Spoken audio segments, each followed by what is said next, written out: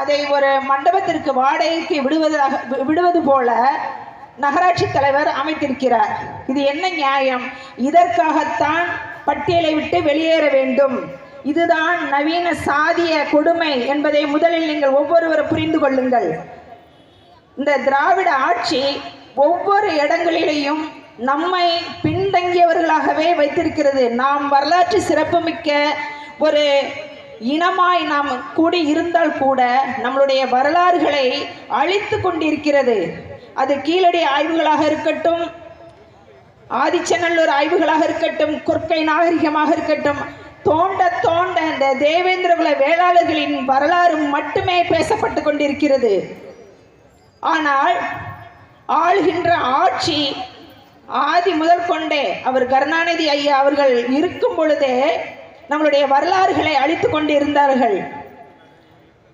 நம்ம சுந்தரலிங்க குடும்பனார் அவர்களின் பெயரை கூட சுந்தரலிங்கனார் என்று மாற்றியிருக்கிறார்கள். அவருடைய சிலையை கூட ஒரு வேடுவன் போன்று அரை சிலையை மட்டும் வைத்திருந்தார்கள். சில போராட்டங்கள் நடத்தி முழு சிலையை நிறுவினார்கள். ஆங்கிலேயர் காலத்தில் வெடிகுண்டு நாயகியாய் விளங்கிய வடிவு மல்லத்தியை முழுவதுமாய் மறைத்து விட்டார்கள். நிச்சயமாய் உங்கள் அனைவருக்கும் தெரியும். அந்த வடிவு மல்லத்தியார் அவர்களுக்கு பதிலாக குயிலினாச்சியார் என்கிற ஒரு பெயரை புதியதாய் வரலாற்றில் சேர்த்திருக்கிறார்கள். எதற்காக இப்படி ஒரு வரலாற்று மறைக்கப்படுகிறது என்பதை நாம் ஒவ்வொருவரும் முதலில் உணர வேண்டும். நமக்கு உரிமைகள் முதலில் பறிக்கப்படுகிறது. இரண்டாவது, நமக்கு ஆட்சி அதிகாரம் இல்லாதிருப்பது. இந்த இரண்டு காரணங்களினால் மட்டுமே பெரும்பான்மையாக வாழக்கூடிய இந்த தேவேந்திரகுல சமுதாயம் அதிகமாக போராட்டங்களை நடத்தி கொண்டே இருக்கிறோம். நமக்கு ஒவ்வொரு நம்மளுடைய வரலாறுகளை மீட்பதாக இருக்கட்டும், நம்மளுடைய கோரிக்கைகளாக இருக்கட்டும், நம்மளுடைய கோயில்களாக இருக்கட்டும், நம்மளுடைய உரிமைகளாக இருக்கட்டும், எல்லாவற்றிற்கும் நாம் போராடி போராடி பெற வேண்டிய நிலை இருக்கிறது. நெல்கட்டம் சாலையில் அருகில் இருக்கக்கூடிய பச்சேரி பூலித்தேவர் ஐயா அவர்களுக்கு அழகான வெண்கல சிலை வைத்திருக்கிறார்கள்.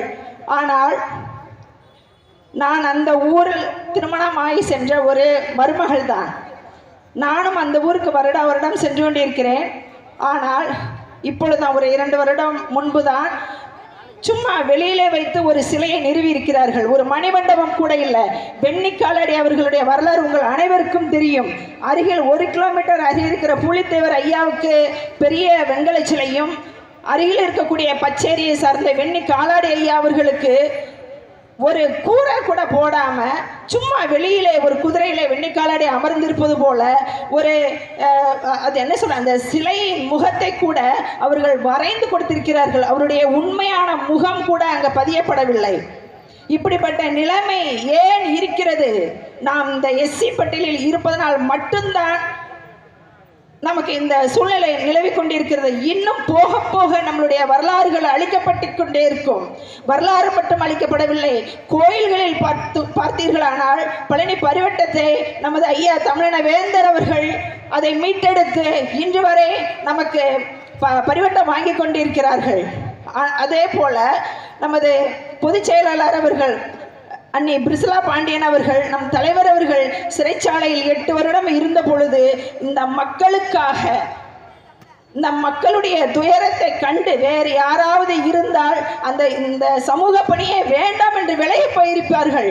ஆனால் அன்னி பிரிசிலா பாண்டியன் அவர்கள் இந்த மக்களோடு மக்களாக தன் கணவர் குடும்பத்தில் இல்லாவிட்டாலும் சிறையில் இருந்தால் கூட இந்த சமுதாய பணியை திறம்பட செய்தார்கள். அதை யாரும் மறுக்க முடியாது.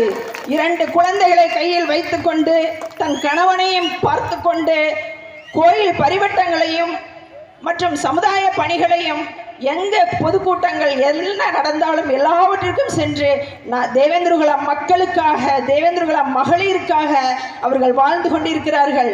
இன்று நான் இந்த இடத்தில் இந்த மேடையில் பேசுவதற்கு காரணம் எனது ஆசான் போல வீற்றிருக்கும் அன்னி பிரிசிலா பாண்டியன் அவர்கள் தான். அவர்களுடைய பேரை நான் அழுத்த நிறுத்தமாக ஏன் இந்த இடத்துல மீண்டும் மீண்டும் உச்சரிக்கிறேன் என்றால், நம்மளுடைய சமுதாய பெண்கள் அனைவரும் வெளியில் வர வேண்டும், நம்மளுடைய பிரச்சனைகளுக்காக குரல் கொடுக்க வேண்டும் என்று அவர்கள் என்னிடத்தில் தினமும் பேசுவார்கள். ஏன் நமது பெண்கள் இப்படி பின்தங்கி இருக்கிறார்கள், வெளியில் வர பயப்படுகிறார்கள் என்று. ஆனால் நீங்கள் யாரும் பயந்தவர்கள் கிடையாது. எதற்கு வம்பு? நாம் ஏன் வெளியில் ரோட்டில் நின்று போராட வேண்டும்? ஏனென்றால் நாம் ஒரு அதிகாரமிக்க ஒரு குடும்பத்தில் இருந்து வந்திருக்கிறோம். நாம் ஆண்ட பரம்பரை என்கிற ஒரு மூலச்செலவை உங்களுக்கு செய்திருக்கிறார்கள். நாம் எந்த பரம்பரையாக இருந்தாலும் நம்மளுடைய தேவையை பூர்த்தி செய்வதற்கு நாம் வெளியில் வந்தால் மட்டும்தான் பதில் கிடைக்கும். சலுகைகள் என்ற பெயரிலே நமக்கு பிச்சை போடுகிறார்கள்.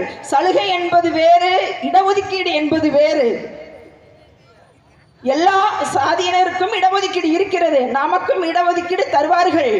ஆனால் நாம் கேட்பது வேளாண் மரபினராக, அக்ரிகல்ச்சர் கம்யூனிட்டியாக, தனி பெரும்பான்மையாக வாழும் இந்த விவசாய குடிகளுக்கு தனிப்பட்ட முறையில் சாதிவாரிய கணக்கெடுப்பு எடுத்து எங்களுக்கு தனி இடஒதுக்கீடு கொடுக்க வேண்டும் என்பதுதான்.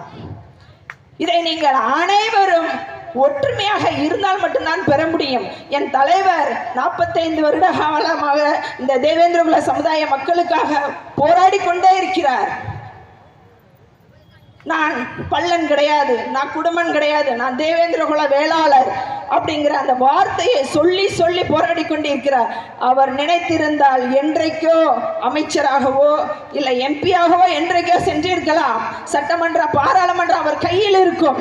ஆனால் இந்த சமுதாயத்தை மட்டும் நம்பி, இந்த சமுதாய மக்களுக்காக மட்டும் நான் வாழ்வேன், அவர்களுக்கு நான் சுதந்திரம் பெற்று கொடுக்கும் வரை அவர்களுக்காக வாழ்வேன் என்று இன்று வரை வாழ்ந்து கொண்டிருக்கிறார். மற்ற தலைவர்களைப் போல அல்ல, மற்ற எம்எல்ஏக்களைப் போல அல்ல.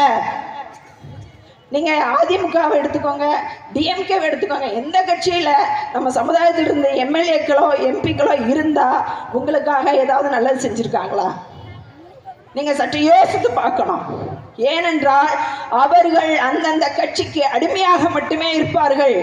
ஆனால் நம் தலைவர் மட்டும்தான் எந்த இடத்திலையும் சரியானதை சரியாக நேருக்கு நேர் நின்று கேள்வி கேட்பார் என்று தெரிந்து நம் தமிழின வேந்தர் அவர்களை எந்த இடத்திலுமே பாராளுமன்றமோ சட்டமன்றமோ வரவிடாமல் தடுத்து கொண்டிருக்கிறார்கள்.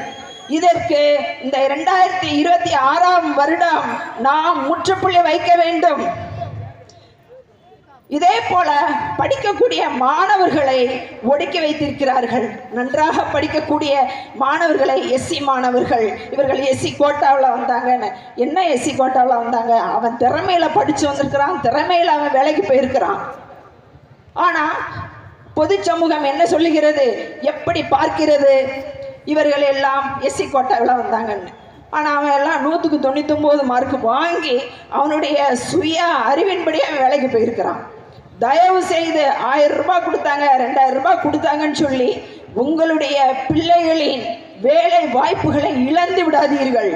ஒரு வாக்குக்கு நீங்கள் 1000 2000 கொடுக்கான்னு சொல்லி தயவு செஞ்சு விலை போயிடாதீங்க. உங்களுடைய வாக்கு தான் உங்களுடைய ஆயுதம், அதை நீங்கள் மறந்து விடாதீர்கள். அந்த ஆயுதத்தை கையில் வைத்து கொண்டால் உங்களிடம் வாக்கு கேட்டு வருகிறவர்கள் உங்கள் காலில் விழுவார்கள் என்பதை நீங்கள் மறந்துவிட வேண்டாம்.